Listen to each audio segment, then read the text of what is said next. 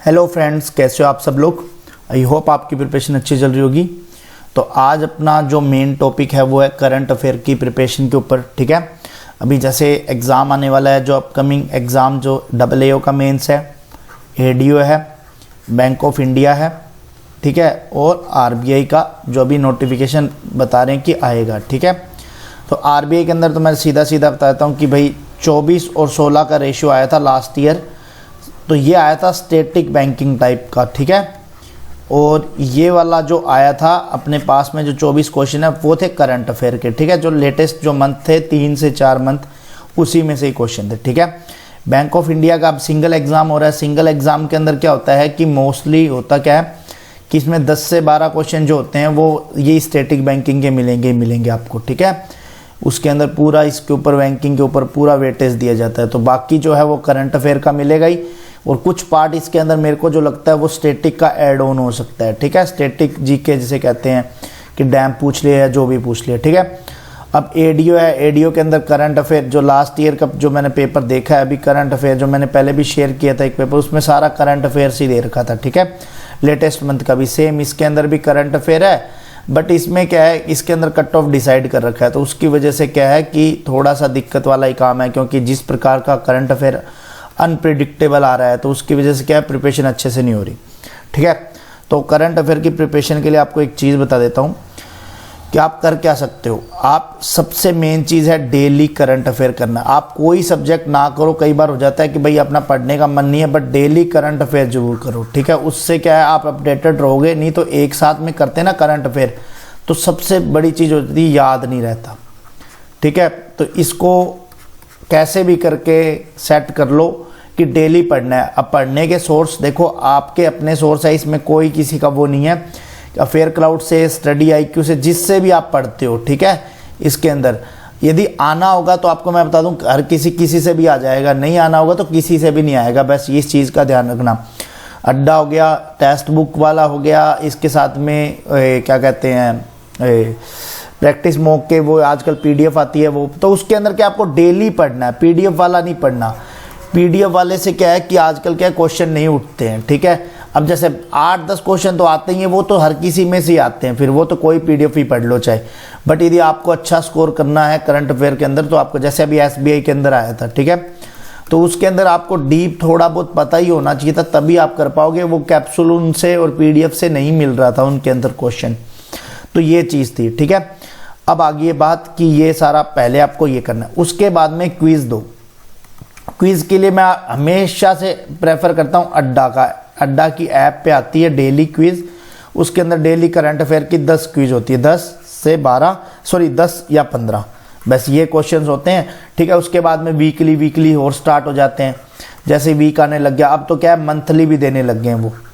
ठीक है, तो ये इस प्रकार से कर सकते हो। अब आपको थर्ड चीज़ जो करनी है वो ये है कि जब एग्ज़ाम की आप एकदम अच्छे से प्रिपरेशन करो, तो मॉक के अंदर जो पेपर होता है ना वो पूरा लगाया करो GK का।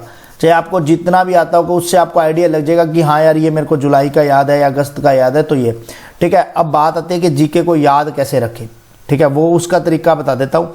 जैसे फेब मंथ चल रहा है, ठीक है, आपको करना क्या है, जैसे आप अभी मार्च से स्टार्ट कर रहे हो पढ़ना, 1 मार्च से। ठीक है, जब आप 2 मार्च का पढ़ो तो 1 का एक बार फिर से रिवाइज कर लो।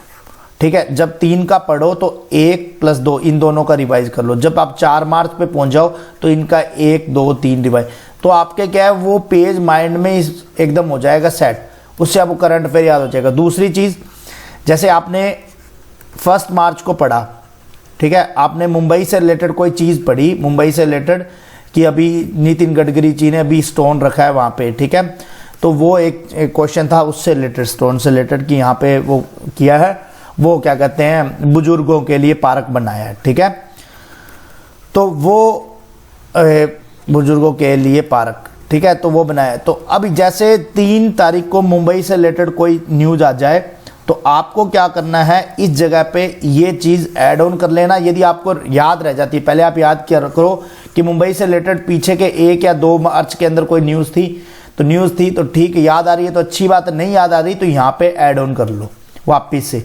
तो आप क्या है, जब आप जैसे फॉर एग्जांपल 5 मार्च को फिर मुंबई से रिलेटेड कोई न्यूज़ आ गई, तो आपको याद आ जाएगा कि यार मैंने मुंबई से रिलेटेड पीछे इस जगह पे कुछ ऐड ऑन किया था, तो उससे जब ऐड ऑन याद करोगे तो आपको ये वाली याद भी आ जाएगी कि 3 तारीख को कौन सी आई थी। तो ऐसे करके सारे स्टेट के ऐसे करके आप करंट अफेयर को याद कर सकते हो, ठीक है।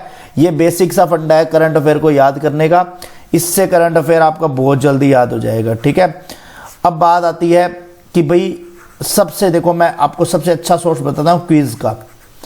गाइडलीक के ऊपर क्विज आती है, मैं बता देता हूँ कि जिसमें ऐसे होता है, मैं 1 से 15 फरवरी तक की आगी, जैसे उसमें 300 क्वेश्चन आएंगे। आपने 1 से 15 फरवरी पढ़ा है, 300 क्वेश्चन आप उसके लगाओ क्विज, तो उस क्विज के अंदर क्या है कि उसका सॉल्यूशन भी बहुत प्यारा दे रखा है। जैसे आपको 7 से 8 लाइनें उसके अंदर पूरी डिटेल में दे रखी है, जो भी आपके ऐड ऑन नहीं है उस क्वेश्चन से रिलेटेड वो ऐड ऑन कर लो, ठीक है।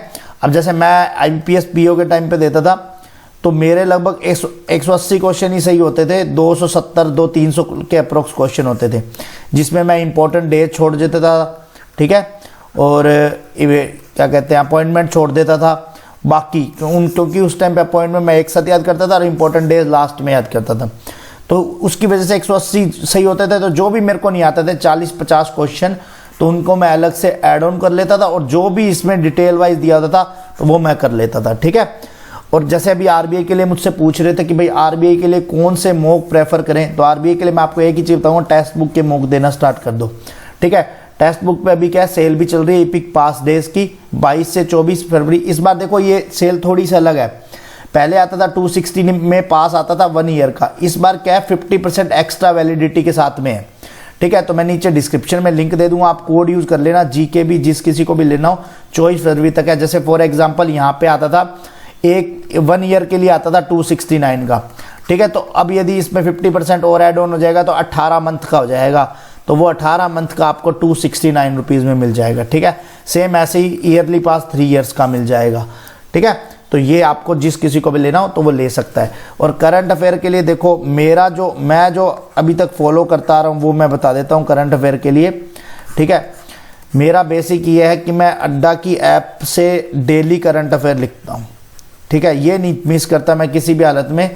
उसके बाद में जो मेन चीज़ है, मैं इसकी अड्डा की क्विज़ देता हूँ, ठीक है। इसकी क्विज़ दे लेना आप, चाहे आप ये करंट अफेयर आप कहीं से भी करते हो, भले ही ये वाली आप क्विज जरूर दिया करो, ठीक है। तीसरा काम मैं गाइडली वाला हो गया, तो इसके अंदर जिसको भी भाई मैं बताऊं वो वाला क्या कहते हैं ना 1 से 15 तक वाला, वो वाली क्विज दोगे तो आपको और डिटेल में मिल जाएगा, ठीक है।